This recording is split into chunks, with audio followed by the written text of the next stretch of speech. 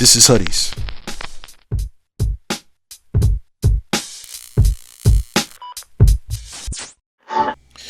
Testing 1 2 1 2. Last sound check. Testing 1 2 1 2. Testing 1 2 2 to the 3. I got my money on you. Big faces, spanking brand new. While I'm here, this is what you need to do. Come and get this money. If you don't want everyone to see just how naughty you can really be, we can ease off to the VIP. Come and get this money. Got my money on you. Yo. Welcome back to another dope session of HOODIES the podcast. I'm the host, Degar Rashidi, coming at you live from the Skill Suite. And maybe not so live, yo, we coming at you, man. Let's put one on the air for HOODIES the podcast. One more in the air for HOODIES the podcast. Word, 2 shots. Listen, man, we got no RIPs, no moment of silences, no condolences, nothing like that. However, we do have good news that my lady's mom, she's doing better. Well, she's better. You know what I'm saying?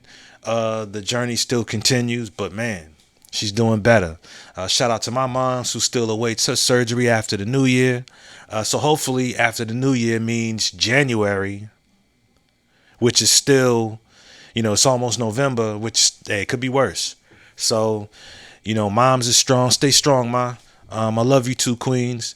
And in such dope fashion, my condolences to anyone who's lost a loved one today.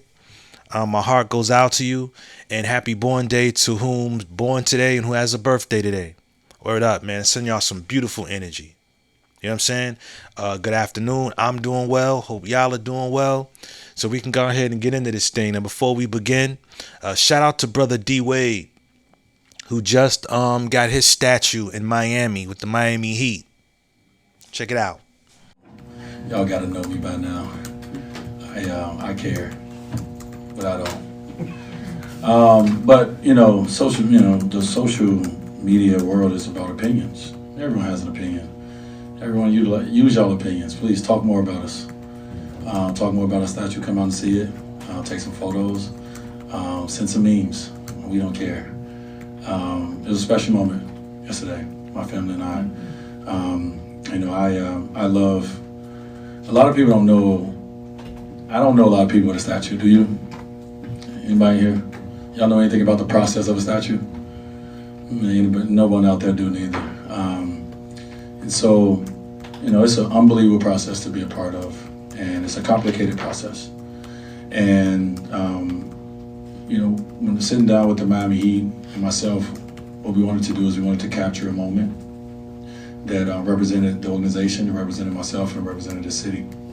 I felt like we captured that moment in an artistic form, an artistic way. If I wanted to look like me, I'll just stand outside the arena, y'all, and take photos. You don't need to look like me. It's an artistic version of a moment that happened that we're trying to cement. I'm just, my family and I just woke up today still in disbelief that we were chosen. Brother Wade, listen, eloquent words, very eloquent. Let me just say that, listen, man, your legacy is etched in stone, or whatever what a statue is made out of. That's history. It's a physical specimen made of whatever it's made out of to represent your legacy. I believe when you was in your prime, they called you Flash on the basketball court.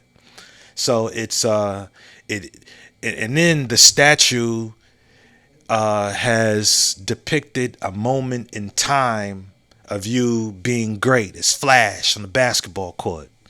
You know what I'm saying? Congrats and flowers to you, brother.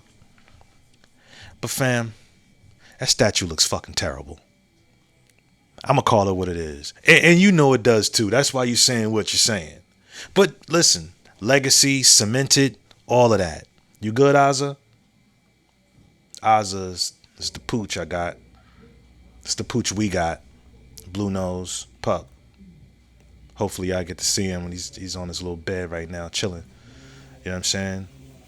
We got Ozza because we need him, and it's working. Anyway, all right, Ozza.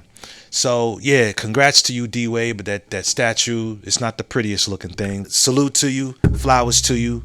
Word up. So there's nothing else, man. So let's go ahead and get into this thing, man. All right, let's go.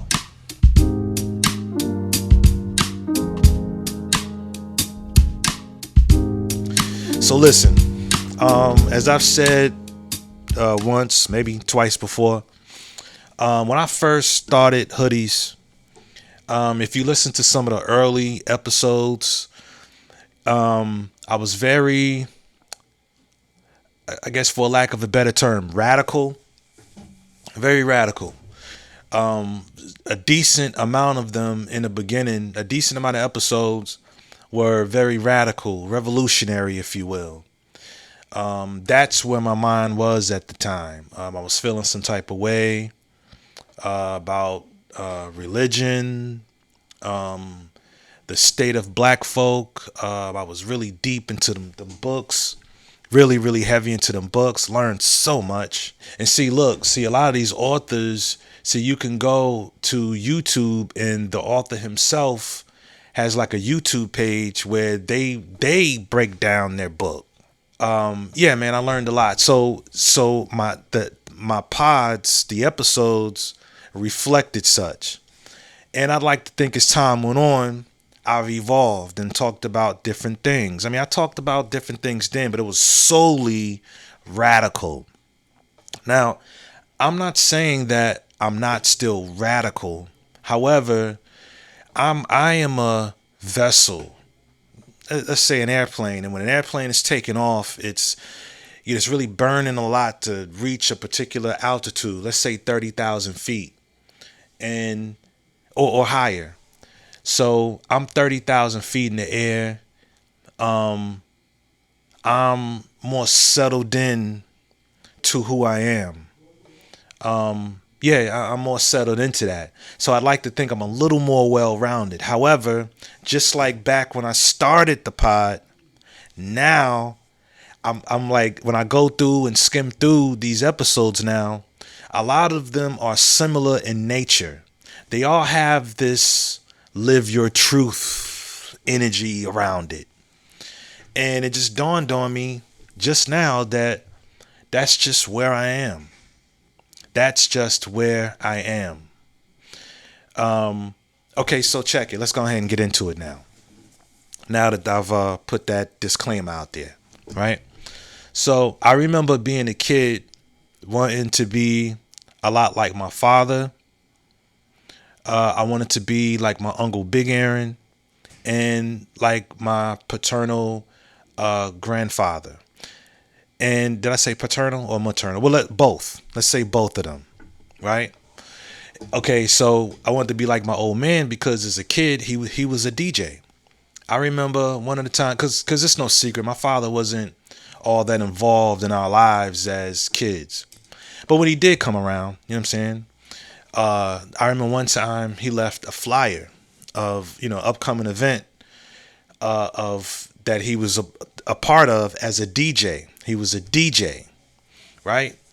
And I remember taking this flyer to school, and it had Eddie Norrington on it. And I remember, and it was Eddie Norrington and I think maybe 2-3 other DJs on this flyer. So I remember taking this flyer to school and saying, "Yo, that's my pop. That's my dad." And of course, they didn't believe me. They was like, "Man, that ain't your father. That's just somebody's the same name as you." "That is my father." They ain't believe nothing, which just made it so much cooler. So I wanted to be like my old man. And later on in life, he was still a DJ. And then we went to visit him in Georgia once, and he worked on airplanes at a place called Lockheed. Man, I was like, man, he working on airplanes. I ain't see him doing it, but just him explaining it, he worked on airplanes, fam. He a DJ, fam. So after that summer vacation, you go back to school, and they tell you, tell us about your summer. Hey, I want to be like my old man. I want to DJ, and I want to work on airplane. I want to be an airplane mechanic. That shit sounded fly. With my uncle, he was a musician. He was a musician. Had a way with the ladies, you know. And I used to and I used to sit at the footsteps of my grandmother's basement. I used to sit at the steps at the bottom of the stairs, which is the foot of the stairs, and watch him and the band play. He played the bass guitar.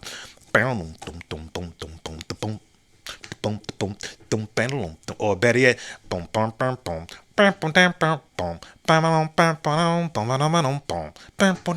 get what I'm saying? Sounds stupid. Bass guitar, watching him and the band work it out, and and it seemed like the drummer, I believe the drummer's name was Mac. Let's see, there was Mac on the drums, Highland was on the saxophone, T-Bone was on the trombone. There was this dude named Clyde who was an excellent drummer, but he was a thief, and my uncle didn't keep him around.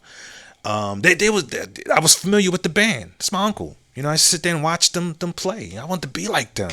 So that's why, and he was cool, and they would do tours, not necessarily national tours, but would do tours in like the neighboring cities, like in Indiana or places like that, where we would go and watch them perform. And they did some cover songs and some original material, I think, but definitely cover songs. They did Slave, Earth, Wind and Fire, all those joints. You know what I'm saying? In fact, I believe that my love and appreciation for live music, the live sound, came from that.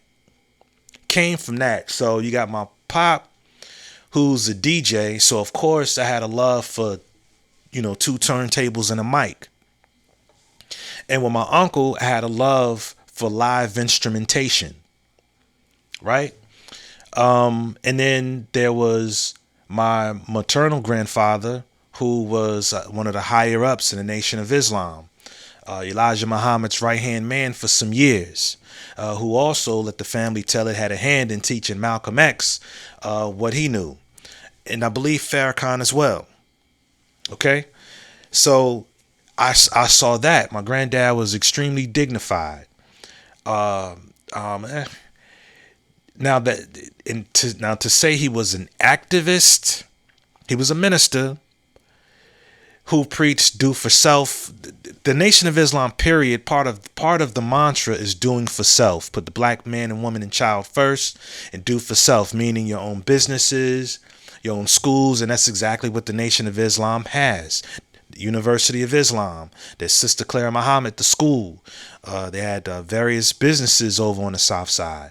You seen the brothers out there selling, I think at one time it was called Muhammad, I don't think, but I know at one point in time it was called Muhammad Speaks. Now it's called The Final Call. So I don't know if I can say he was an activist. However, I'd like to think that inspired me to want to be an activist of sorts, to become involved with, what's the words I'm looking for? To become involved with the upliftment of our people. If that makes any sense right there. I got a little tongue tied, right? And might I add, my maternal grandfather is one of the most intelligent, most disciplined men I've ever met, and he passed away back in '86. Extremely neat handwriting. Listen, if you look at, I saw his handwriting before, but if you was to see his handwriting and my mother's handwriting, man, one and the same. Extremely neat, extremely beautiful penmanship. My mother writing cursive, it's beautiful. The way it flowed, my mother's extremely great with penmanship, right? And I think my grandmother was too. My maternal grandmother was too.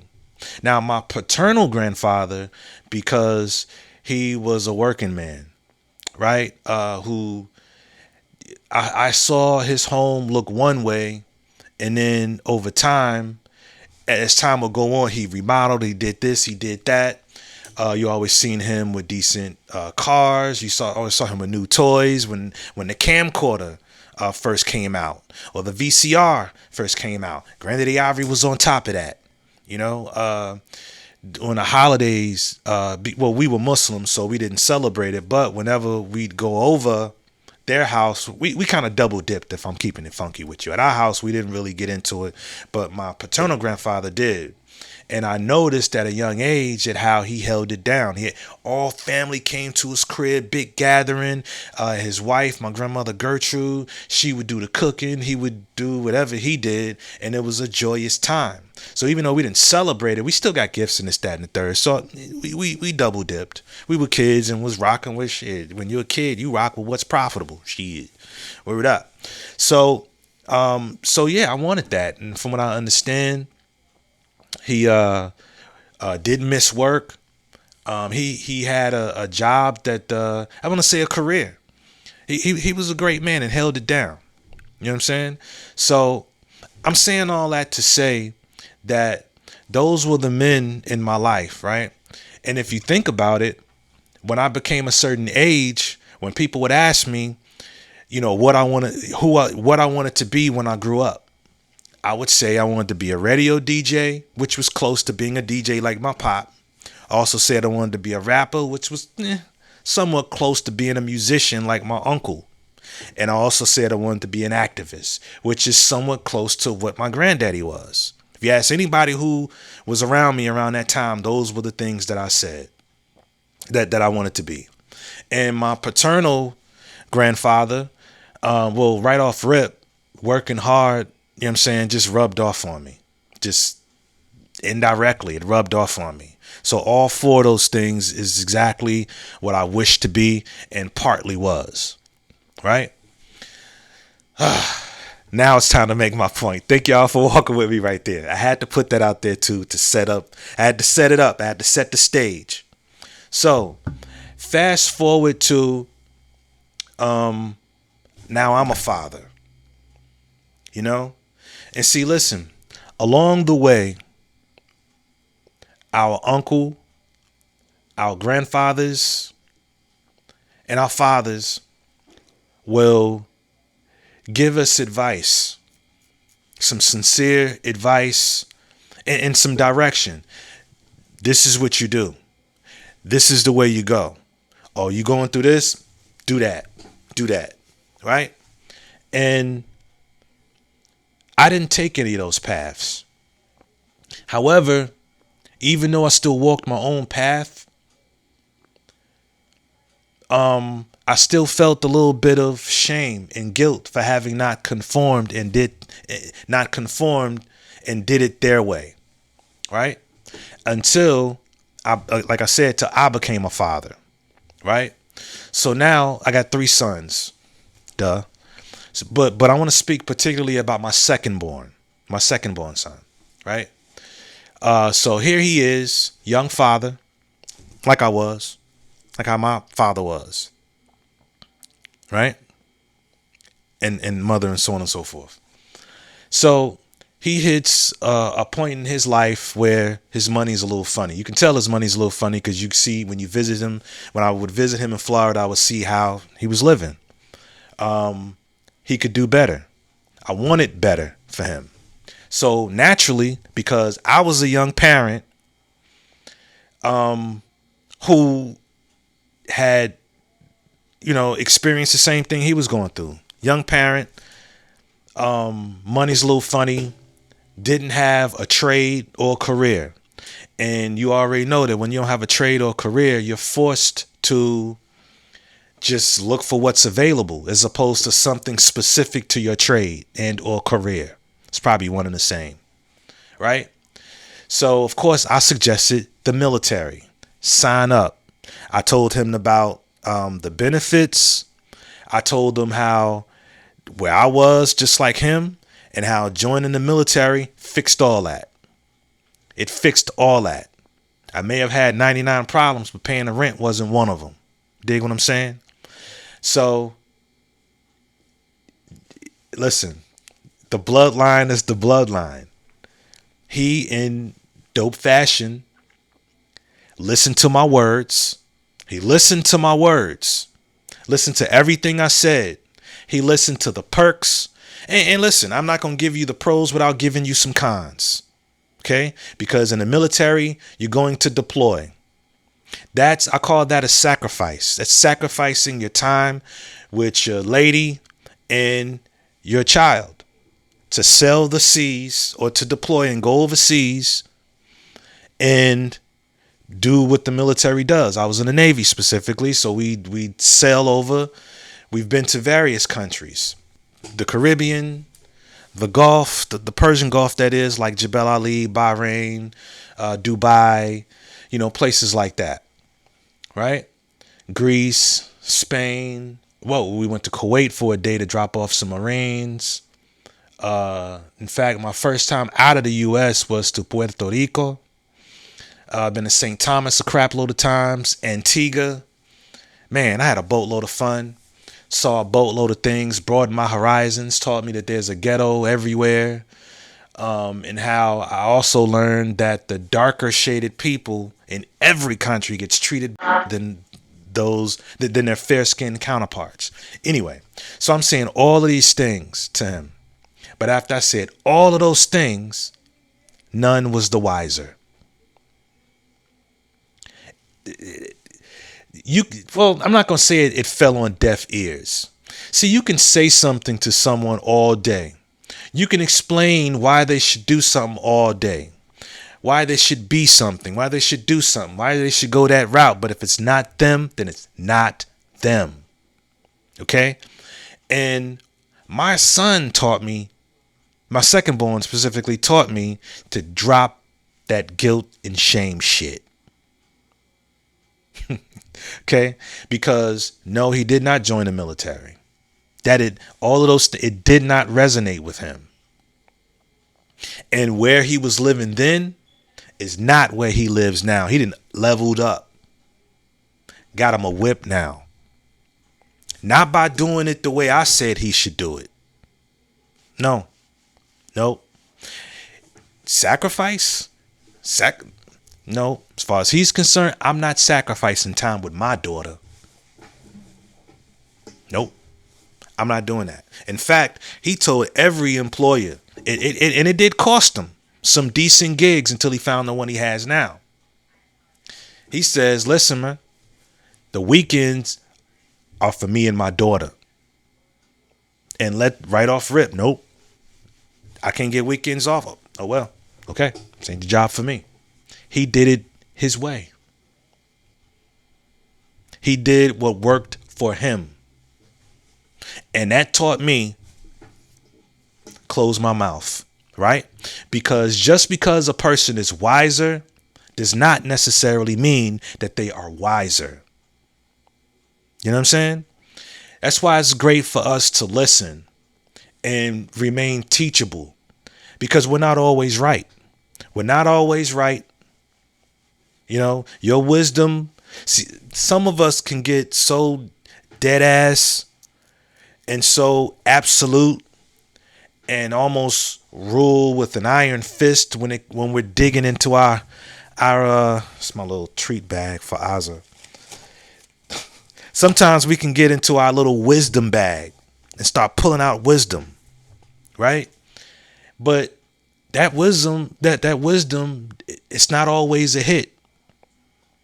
It's not always a hit. Your son or daughter, that shit, if it ain't them, it ain't them. You know what I'm saying? To yourself, you got to be true. Hold on real quick.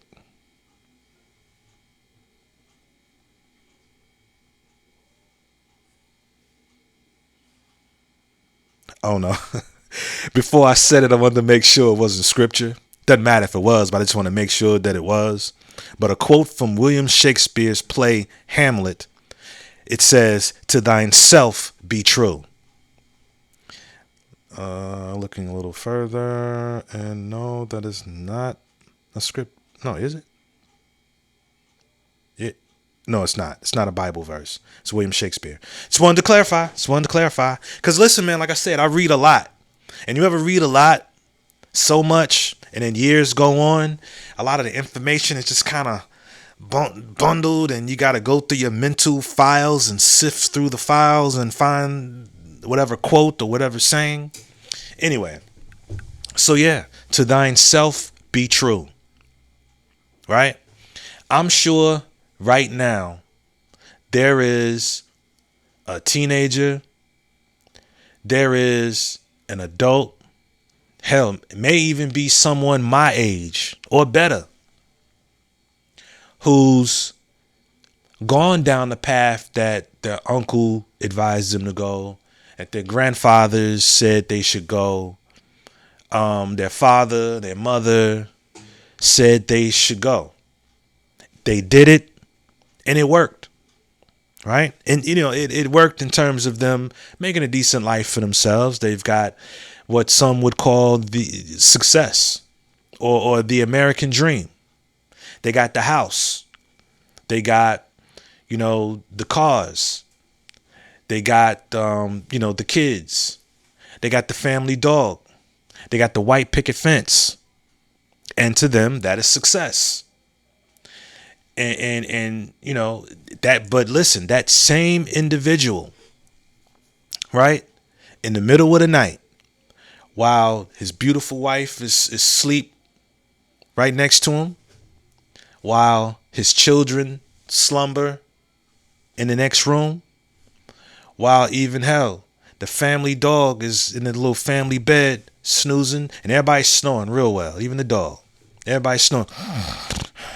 Everybody's snoring real good. But you awake, looking up at the ceiling. And again, though you've achieved success or the American dream, you're not fulfilled. You are not fulfilled. I'm not talking about a spiritual fulfillment. No, I'm not talking about that. I'm talking about the need to express oneself, the other talent that you have. There's another side of you that you wanted to rock with when you was younger, but you were told by the elders, man, don't do that. Don't do that. Like for myself, my plight in becoming a barber, right? I was told by, some of the broads that I dated, is that what you want to stay? You want to be a barber all your life? Is that what you really want to do? Really? That kind of thing can fuck with you. It can fuck with you, man. Or when you hear from loved ones who will tell you you need to get a big boy job. Now imagine you all in trying to do this shit, and there's people you respect, people who love you, telling you that your dream or that one thing you really want to be good at, and you striving. Listen, this shit don't happen overnight. You're striving, and tell you that all that work, all that passion, all that fervor, that you need to get a big boy job.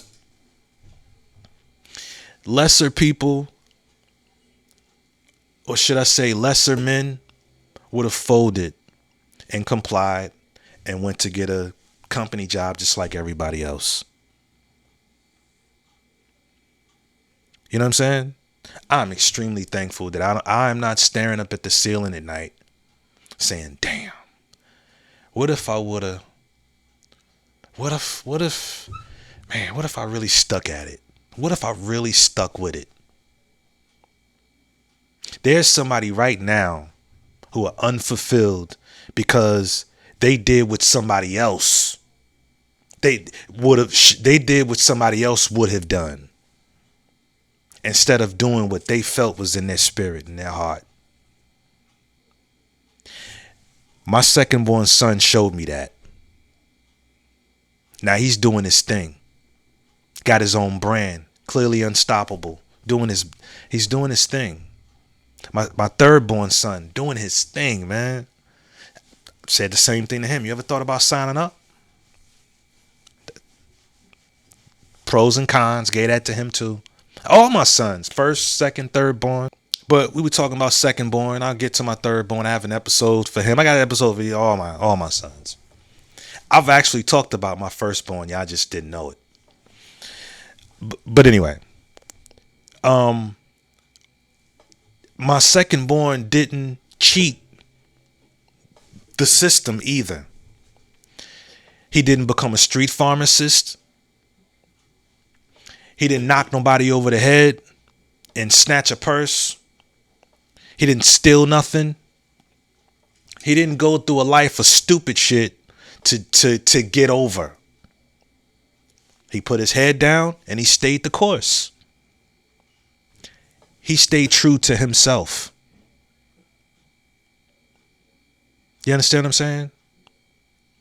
And that's why there's so much we can learn from people, from younger folk. You know, a lot of us older cats, you know, not all of us, but a lot of us, we swear we got all the answers. And we do. We got a decent amount of answers. We got wisdom. We just don't know everything. What worked for us worked for us. You know what I'm saying? And for those of you in my age bracket, you already know.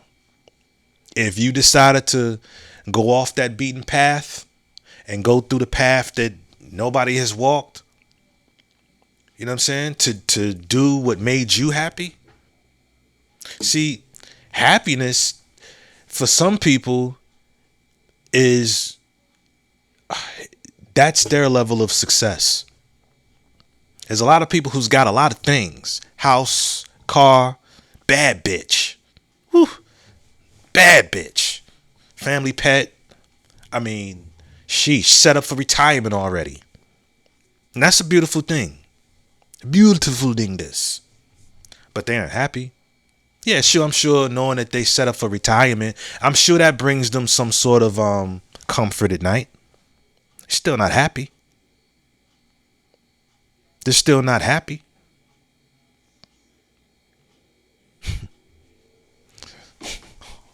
They're still not happy. So, and happiness is an inside job. You know, for some people, right? Money is their value. Get it? For some people, their money is what makes them valuable. And be clear, I'm not trying to say that I'm better, because I'm not. I'm just me. I'm just Rashidi, right? But money is not what makes me valuable. This is what makes me valuable. And this is what makes me valuable. You know what I'm saying? I can honestly say that, hey, listen, and in some form or fashion, I tried walking that beaten path. And again, it didn't work for me. It didn't work. You know, I spoke in the last episode about societal norms. Get married, get a degree, do this. I ain't knocking nobody who's fucking with that. Me, however, I say trade school. Hey, listen, I say create a little business, create a situation of your own if you can. You know what I'm saying? You know, there's pros and cons to it. There's pros to working for, you know, a big company. And I ain't talking about big. I'm talking like, say, Home Depot or Lowe's. You work at a place like that, you don't have to worry about marketing and shit like that. You know what I'm saying? Because Home Depot, because the company's taking care of that themselves. Especially, was this the end of October, going into November, they really about to start ramping up Home Depot, Lowe's, jewelry stores, all these places to get you to go in there and spend money. But when you work for yourself and, you know, when you create your own situation, you work for yourself, marketing's a little different there. You just got to stay the course until next thing you know, you're in a suite, you have enough clientele, they have to make appointments with you.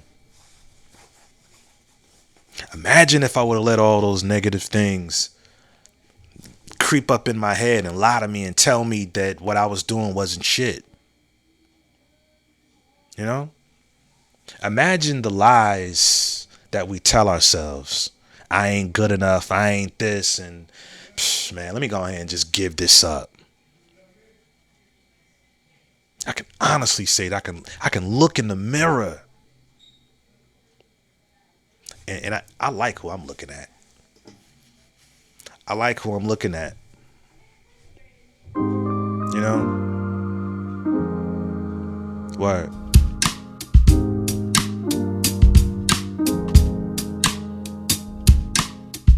So yeah, man. I want to thank y'all for watching. I want to thank y'all for listening to me babble. I want to thank y'all for going down this path with me. It's pretty long-winded. I want to thank y'all for listening. Thank you for your likes, shares, and subs. And yeah, man. I feel like there's something else I wanted to say, but I think I covered everything. And I know as soon as I cut this off, I'm like, God damn it, I forgot to bring that up. And so yeah, I'll just end this by saying, shout out to the dreamers, and most importantly, shout out to the doers.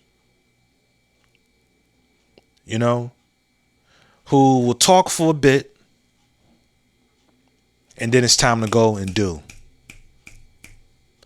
Just make sure that when you start to do, that you're doing it for you.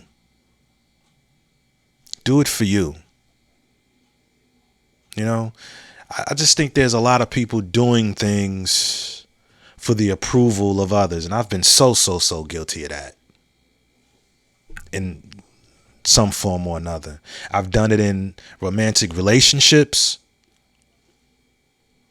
You know, I've done it with my pop. I've done it with my mom. Hell, I've even done it with my kids.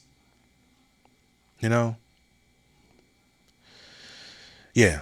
So, but hey, as wisdom would have it, you learn that at the end of the day, everybody's fucked up.